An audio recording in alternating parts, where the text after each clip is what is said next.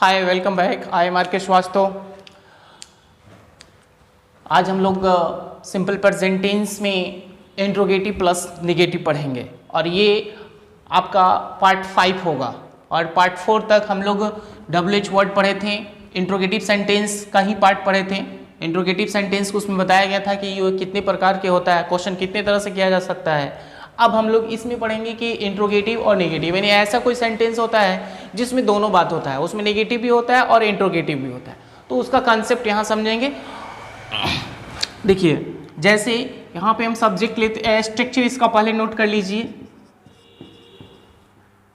Do या does plus subject plus not plus V1 plus object plus question mark, right.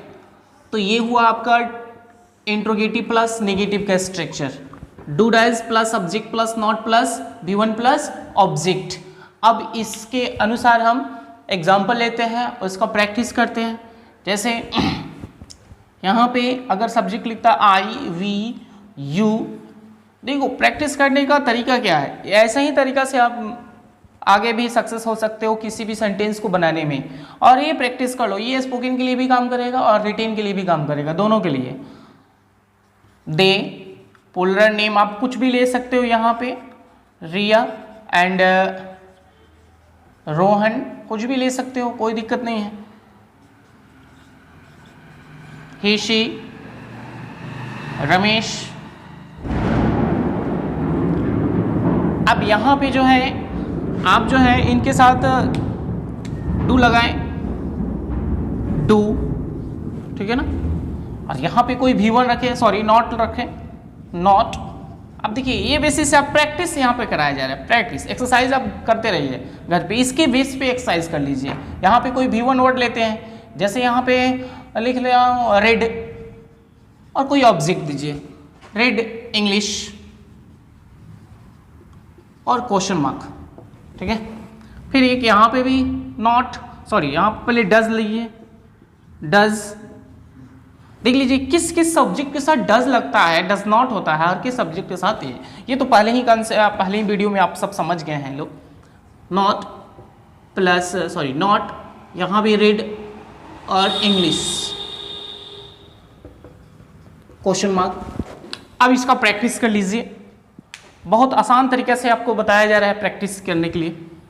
Do I not read English, do I not read English, इसका meaning क्या हुआ? क्या मैं अंग्रेजी नहीं पढ़ता हूँ? क्या मैं अंग्रेजी नहीं पढ़ता हूँ? Do we not read English, do you not read English, do they not read English, do Riya and Rohan not English, ठीक है ना। तो ऐसे बोलेंगे, ठीक है। Next, does he not read English, does she not read English, does Ramesh not read English. ऐसे आप तैयार कर सकते हो, ऐसे बात कर सकते हो, ठीक है ना। किसी से इसका प्रैक्टिस 2-4 बार कर लीजिए, स्पीकिंग आपका यहाँ पे क्लियर हो जाएगा। स्पोकन के लिए अलग से क्लास करने की कोई जरूरत नहीं होगी, सिर्फ यहाँ पे प्रैक्टिस होगा, क्लियर हो जाएगा। यानी फिर से एक बार, do I not read English, do we not read English, do you not read English, do they not read English, do Riya and Rohan not read English, does she not read English, does she not read English, does Ramesh not read English. ऐसे आप इसका preparation कर सकते हो, इसका practice कर सकते हो और इसके बेसिस से हजारों सेंटेंसेस बना सकते हो और वो सेंटेंसेस का डेली एक्टिविटीज रूटीन में आप यूज कर सकते हो। जो पर डे हम लोग यूज करते हैं जितनी सारी बातें, उसमें आप यूज कर सकते हो। इंग्लिश उसी शर्त पर आएगा जब तक आप प्रैक्टिस नहीं कीजिएगा, और उसका प्रैक्टिस फ्रेंड्स के साथ कीजिए, फैमिली मेंबर के साथ कीजिए, एवरीडे कीजिए और हर मोमेंट पे आप उसका यूज करते रहें तो मजा आएगा। अब इसका एक शॉर्ट फॉर्म है, शॉर्ट फॉर्म देखिए कैसे हो जाएगा।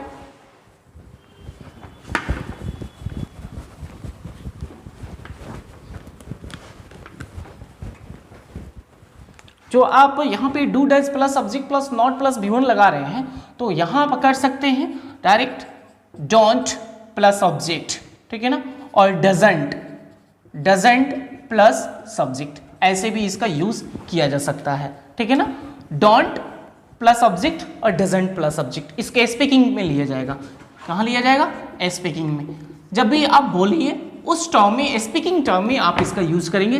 डोंट क्या? डोंट, डजंट, डोंट, डजंट, ये इंट्रो प्लस नेगेटिव के लिए हो जाएगा, ठीक है ना। अब जैसे एग्जांपल से सेटिस्फाइड कर लेते हैं। Don't you go to school, क्या आप स्कूल नहीं जाते हो? Don't you go to school, तो ये इंटू प्लस नेगेटिव हुआ, don't you go to school, तो इस बेसिस से बना सकते हो don't you read the newspaper, क्या आप न्यूज़पेपर नहीं पढ़ते हो? डोंट या तो जैसे पिछला बेसिस में क्या पढ़ रहे थे, उस टॉपिक में पढ़ रहे थे कि डू डज तब सब्जेक्ट उसके बाद नॉट, लेकिन यहाँ पे क्या है कि डोंट और प्लस सब्जेक्ट, ये जो नॉट है यहाँ हो सकता है, राइट, ये जो नॉट है यहीं पे लिख सकते हैं, लेकिन ये सिर्फ बोलने के टर्म में आएगा, ठीक है ना, लिखने के टर्म में नहीं, रिटिन में यूज नहीं करेंगे, नहीं तो ग्रामेटिकल एरर हो सकता है, राइट, ये बात समझने की कोशिश करें, यहाँ पे कोई प्रॉब्लम नहीं होनी चाहिए। अब ये इंट्रोगेटिव प्लस नेगेटिव है, तो ये आपको पहले ही बताया गया था कि इंट्रो जो होता है, इंट्रोगेटिव जो होता है वो दो तरह से होता है, एक यस नो बेसिस और दूसरा WH क्वेश्चन। तो हम लोग यस नो बेसिस के क्वेश्चन के आधार पे हम लोग इंट्रो प्लस नेगेटिव के स्ट्रक्चर को यहाँ डिफाइन किया है। आप थोड़ा सा WH वर्ड जो है, WH वर्ड प्लस नेगेटिव, इसको कैसे डिफाइन करेंगे? तो डिफाइन इजी है कि WH वर्ड को इससे पहले रख देंगे, WH वर्ड को इससे पहले रख देंगे। अगर नहीं समझ में आता है चलिए उसको भी हम लिख कर बताते हैं, उसका भी स्ट्रक्चर यहाँ पे शो करा दिया जाएगा, ठीक है। और एक एक का प्रैक्टिस करते रहें। सभी स्टूडेंट से ये रिक्वेस्ट है कि जब तक आप प्रैक्टिस नहीं कीजिएगा आपसे एक क्वेश्चन हिलेगा नहीं, उसके लिए पूरा प्रैक्टिस करना पड़ेगा। और इंग्लिश ऐसा चीज़ है जो प्रैक्टिस करना ही पड़ता है, नहीं तो ये step by step problem create करता है। अगर इसका प्रैक्टिस छोड़ देते हैं तो आपको आने वाले दिन में बहुत सारे प्रॉब्लम होगा। अभी थोड़ा सा प्रॉब्लम, बाद में बहुत सारा प्रॉब्लम।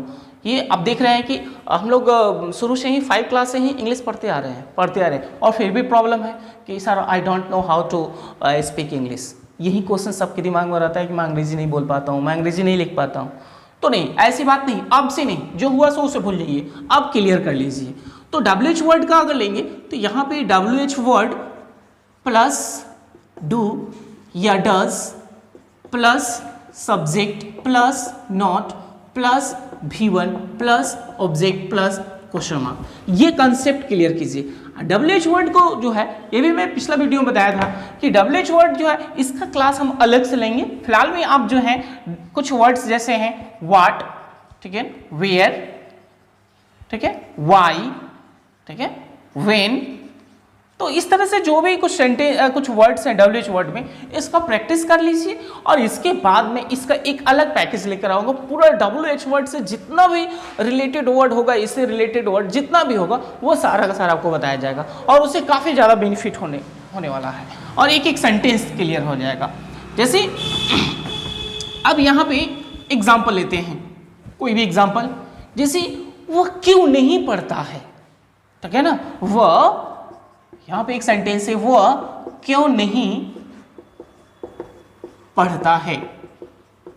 तो देखो बाबू, यहां पे जो है क्वेश्चन भी है क्यों, और यहां पे नहीं, यानी इंट्रोगेटिव और निगेटिव दोनों है। तो जिस सेंटेंस में इंट्रोगेटिव हो और निगेटिव हो उसी को इंट्रो प्लस निगेटिव बोला जाएगा, राइट। जिस सेंटेंस में इंट्रोगेटिव और निगेटिव दोनों इंक्लूड हो, that is called intro plus negative sentence.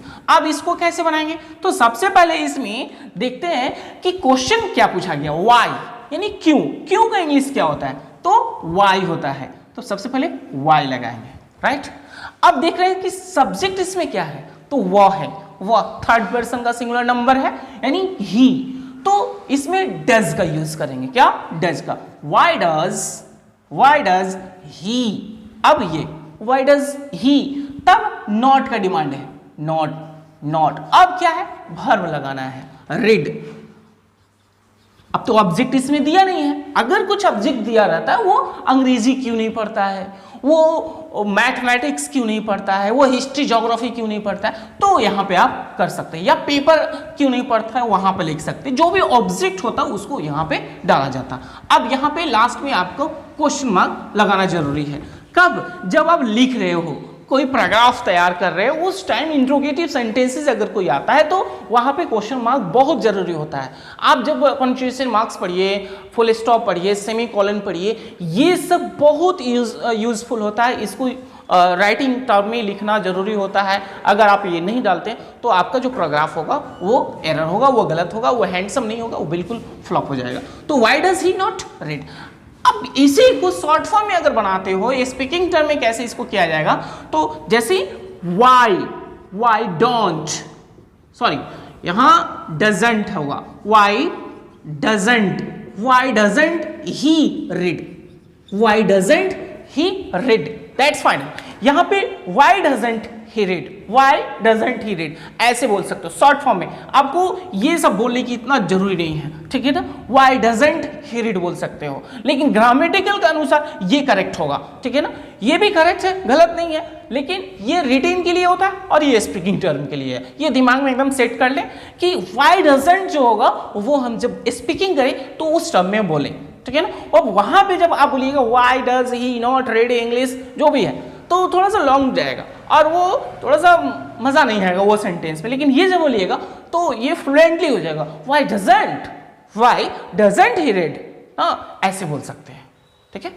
तो इस तरह से जितने भी सेंटेंसेस हैं, जितनी भी सेंटेंसेस होगी उसका प्रैक्टिस आप करें।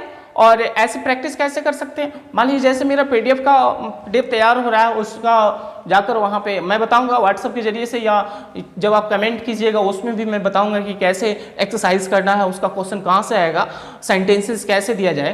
तो वो सेंटेंसेस जो होगा मिलेगा आपको। अगर नहीं भी मिलता है तो भाई खुद से प्रैक्टिस करना कौन बड़ी बात है, ये ईजी है, एकदम बहुत ईजी है। प्रैक्टिस करना है, जो हिंदी में हम बात बोल रहे हैं उसको इंग्लिश बोलना है, और इंग्लिश में बोलने के लिए स्ट्रक्चर चाहिए। स्ट्रक्चर आपके सामने है, आपके वीडियोस में है, आप उसको डाउनलोड कर लो, ठीक है ना। अभी लिखते समय, वीडियो देखते समय उसको पोज करके नोट कर लो, कॉपी में नोट कर लीजिएगा तो आपको फायदा होगा, ठीक है। तो I think you will be understands better than last videos. मैं उम्मीद करता हूँ कि पिछले वीडियो से आप अच्छा समझोगे इसमें भी, और वो भी अच्छी तरीके से उसमें बताया गया है। और आगे के लिए जो भी प्रॉब्लम क्रिएट अगर हो रहा है तो उसमें आप कमेंट करके मुझे बताएं। और नेक्स्ट वीडियोस के लिए आप सब्सक्राइब करें, शेयर करें, दोस्तों में शेयर करें, उनको बताएं, और खुद पढ़ें, उनको भी पढ़ाएं, उनको भी समझाएं कि हाँ सर का वीडियोस जो है ये पढ़ें, इसका कॉन्सेप्ट जो है एकदम बिल्कुल खतरनाक कॉन्सेप्ट है। एक एक टॉपिक्स पढ़ाया जाएगा, पूरा बेसिक से पढ़ाया जाएगा। सकते वो बेसिक्स कब मिलेगा, वो लेटेस्ट वीडियोस कब मिलेगा, जब आप इस लिंक को सब्सक्राइब करते रहेंगे, एक दूसरे में शेयर करें, लाइक करें, ठीक है। कितने मज़ा आने वाला है। Okay, thank you, good bye.